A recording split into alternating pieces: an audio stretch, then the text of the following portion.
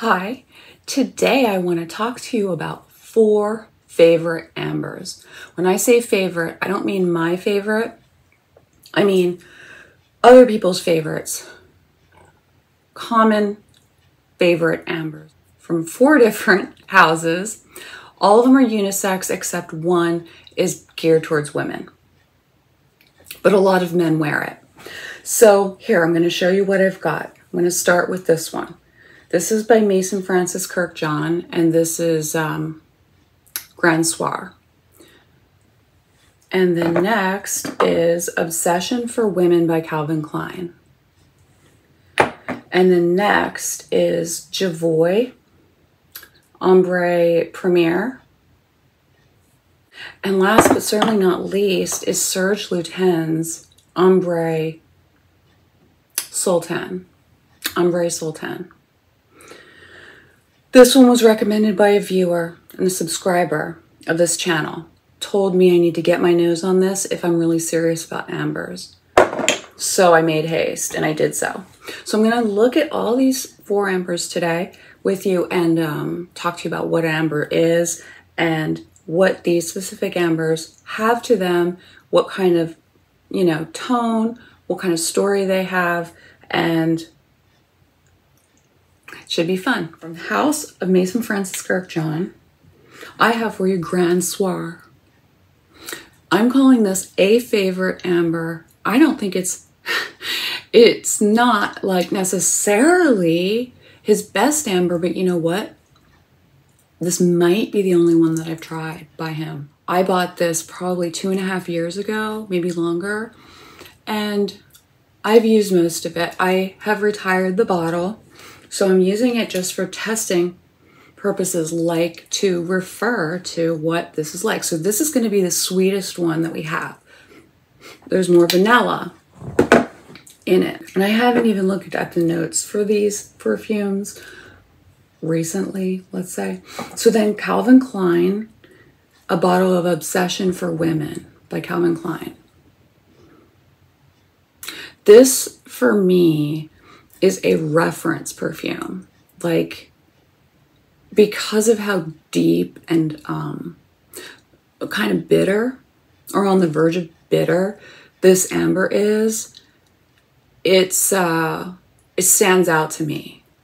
And it stands out in a way that's like challenging, but yet that I keep wanting to come back to. And then we've got Jovoy, Ambre Premier. This is the only bottle I have from the House of Jovoy. And you know what? I wish I had so much chosen differently. Like psychedelic for one. And then the last one is Serge Lutens. So this is my only bottle of Serge Lutens. I want to get the one that smells like hay. It starts with a CH. Chergui. I want to talk about amber perfumes because I find them to be really neutral and agreeable and warming and welcoming, comforting. So yeah, I think ambers are one of those really almost like food for the soul kinds of fragrance compositions. So what goes into an amber? Resins, and that could be like benzoin, labdanum. Usually labdanum is involved in making an amber. Usually vanilla is involved in making amber. You know, vanilla, that produces a type of sweetness for smell. So you've got that. Labdanum. Labdanum can be really, really sweet depending on which labdanum you're using. And then coumarin, which also is sweet. Coumarin. Let me smell. I've got coumarin powder here, and I've got coumarin in a gel, kind of liquid form. It is powdery, by the way, when you do. I mean, it is a powder, but it also smells powdery sometimes. So it's vanillic. So I believe that is the 3 things that need to be in an amber. Vanilla, coumarin, and resin. So then you can put other things in it too. You can use patchouli in it, but I think you do need to have the resin, and I think you should have labdanum as one of, and then you could have other additional resins if you want. So you can create however you want. Within that, you can make ratios of all kinds. And amber is not a real note. It's a, you know, imagine it. Someone imagined it because they didn't know that you could actually make perfume out of fossilized amber. It's actually one of my favorite materials to use because it is intriguing. It's super old, and, you know, like ancient. And then, yeah, here it is, fossilized amber. So I diluted in alcohol to 0.1%. And even then, it's got a strong smell. This works as a fixative when you put it in, and you just have to use like a drop or so in your whole amount. But it has a smell to it as well, and it smells a little bit greasy, kind of a little bit like petroleum. Yeah, a little bit like petroleum. You can put that in amber as well, but that in itself doesn't make something in amber because they already came up with the concept that an amber would smell like, if it existed as a smell, it would smell like these three things. But really, in reality, it doesn't smell like those three things. It smells like grease. Well, I'm sure you could break it down into finer detail than that, probably be a little bit more complex. I just sprayed the 4 amber perfumes on these scent strips. Now, which one should I start with? Well, the first one I mentioned that I started talking about was Grand Soir. So let's just start with that one. Let's try to say in order. Grand Soir. A little smoky and vanilla. So there's amber, there's vanilla, and then there's a resin, Siam benzoin. So there's a type of benzoin, and tonka bean. Tonka bean isn't, but it is often goes with vanilla. Spanish labdanum and lavender. So this has lavender and vanilla in it, and I don't hate it. I like it. I got a compliment wearing this. In fact, I got a compliment while I was wearing this outside, walking down the sidewalk, and a woman was out doing her gardening, and she stopped me and complimented me on my fragrance. Here in Portland, Oregon, people don't compliment each other on fragrances very much. We kind of try and stay out of each other's way. So this is very sweet in a vanilla, beautiful, yeah, I'm going to say caramelized way. And the Siam benzoin. So that's just a type of benzoin. I think Siam is kind of the most common. Okay, so now it's starting to get dry. All right, so this is a simple amber. And I will say, it's not just amber, vanilla, and labdanum. They have the benzoin, they have the tonka bean, and they threw in some lavender. And I appreciate that because that's nice and calming, you know. So the second perfume I mentioned was Obesession for Women by Calvin Klein. Oh, I forgot to say, so MFK Grand Soir came out in 2016, and the perfumer is Francis Kurkdjian. And then Calvin Klein Obsession for Women came out in 1985. Oh my God. This makes me smile. Wow. This seems so domestic.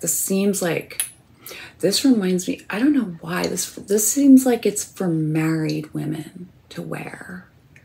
Like, it's not fruity. It's not fruity floral. It's not playful and innocent. This is like a well-seasoned woman who's married. That's what this means to me.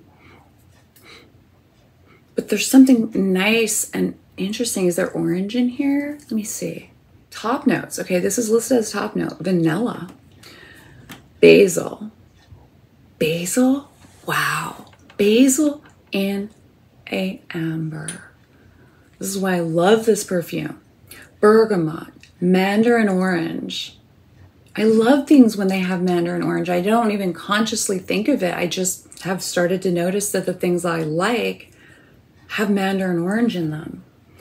And then the next note is green notes, peach and lemon. And yeah, peach. Like Lady Stetson also has peach in the top. And these are like, you know, they have the same type of peach, I think. In the middle notes, spices, and there's a, who knows which all they are. But then there's sandalwood, coriander, which coriander is an old-fashioned, you know, vintage fragrance kind of note. Oak moss and cedar and orange blossom and jasmine and rose. You never believe that all those things are tucked in here because this is densely packed. This perfume is densely packed with, it just comes like at you like a single chord. This is like a single chord. Instead of a bunch of notes, this is one chord. It's one message. It's sending one message. And then the base, amber, incense, then vanilla again, civet, there's civet in here, musk, and vetiver. Vetiver. I like it how they threw some vetiver in there. I like it when the vetiver isn't like taking over. I have tried making something to smell even similar to this, and it's not that easy. So I thought it was discontinued at one point. I thought that the formulation that I was addicted to was discontinued, and when that happens, I don't know what else to do but try and make it myself. I mean, who wouldn't try and make it themselves if it's been discontinued and you can't get it anymore and you're addicted to it?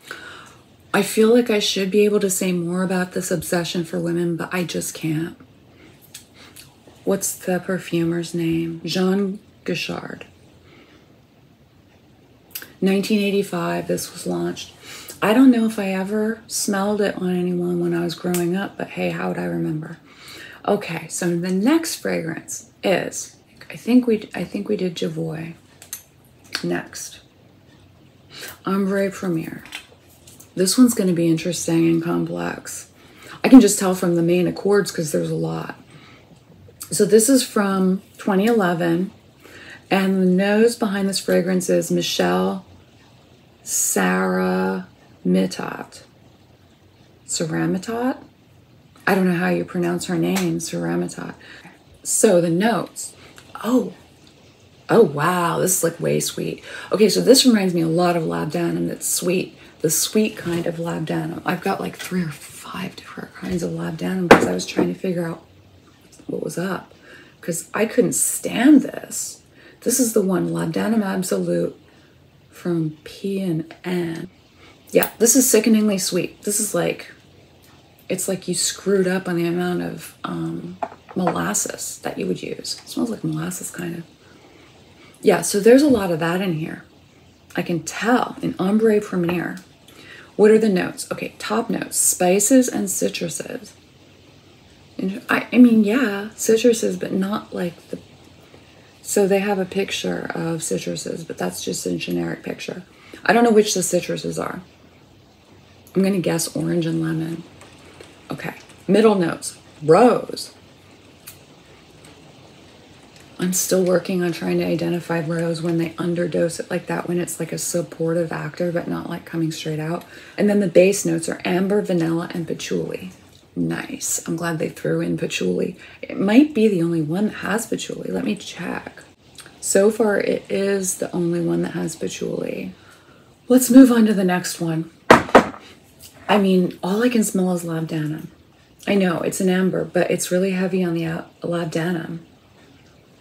Okay, so Serge Lutens. Oh, I think this is citrus or aromatic or both. Let me see. 1993. 1993. The nose is Christopher Sheldrake. The notes, resins, amber, bay leaf. I think I'm smelling bay leaf and it's putting me off. Myrrh, benzoin, sandalwood, vanilla, coriander, oregano. That's also putting me off. Patchouli, angelica, I'm not sure. I don't know that it bothers me. And myrtle. I do smell it, but it doesn't bother me. I do have to compare these and say which ones I like and why. Well, so far, I've smelled these test strips a few times, all 4 of them. The one that's problematic for me is the MFK Grand Soir. Hasn't lasted long enough on the strip to make it through to the next level. Or the other ones are just blowing my nose off, and this one I can barely smell anything because they've already saturated it. I smell sweet and vanilla, so I smell like maybe ethyl maltol and vanilla. I think there might be ethyl maltol in here. Jovoy. Jovoy is smelling extremely sweet in a way that is, for me right now, not really into it. Okay, so now it's down between Serge Lutens Ambre Sultan and Calvin Klein Obsession for Women.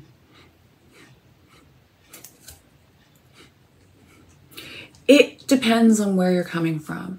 It depends on your mood, depends on your perspective as far as which of these 2 fragrances, Obsession for Women or Ambre Sultan. It really depends on your perspective because you can't argue about which one's better. It is classic. I will say that. It's classic. These notes that are in addition to the amber notes, they're all business. They're all business. You know, bay leaf, it's doing work in here. Angelica, myrtle, coriander, oregano. All of those are like working hard. Plus they put myrrh in here. I mean, it's the perfect fragrance in that way. But then there's something else. There is something else. It's personal bias. And I don't know where it's coming from. I don't know if it's coming from actual experience around this fragrance at any point in my life, or if it's something else, like something that's just I'm receiving this fragrance and interpreting it a certain way or something. It's making me feel in a certain way that I want to feel. This is like, this is more challenging for me in a way that I'm comfortable with.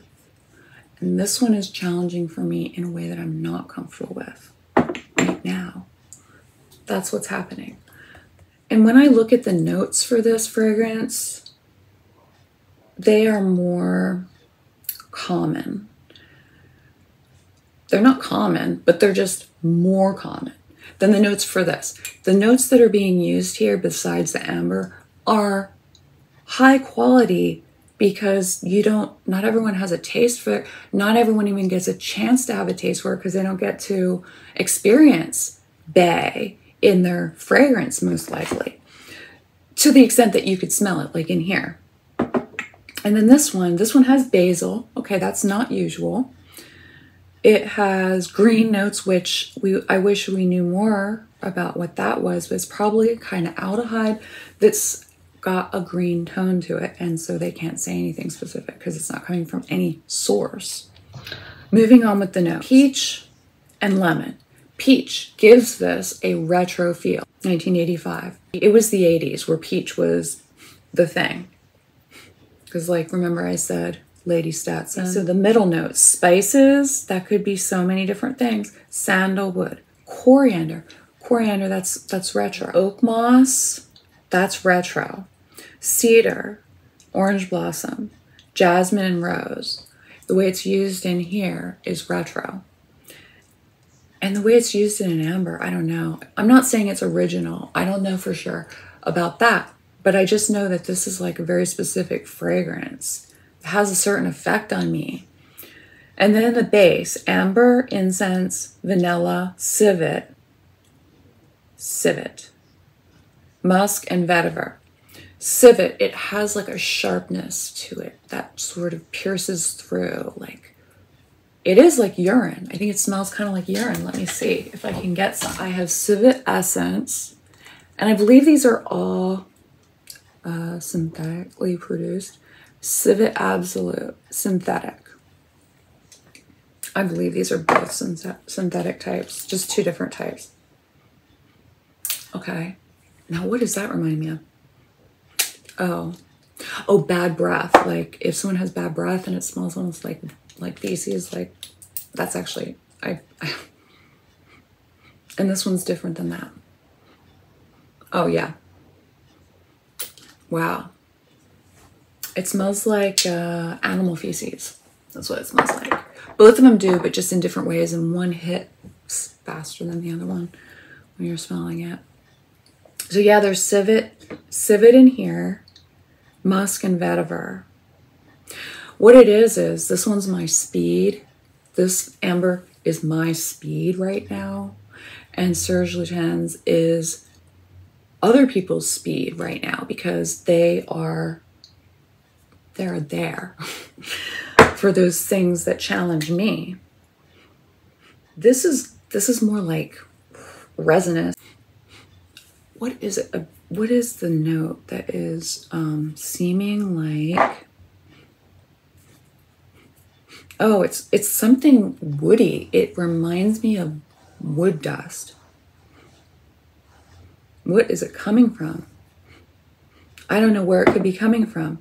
There's something dusty in the Serge Lutens. There's something dusty.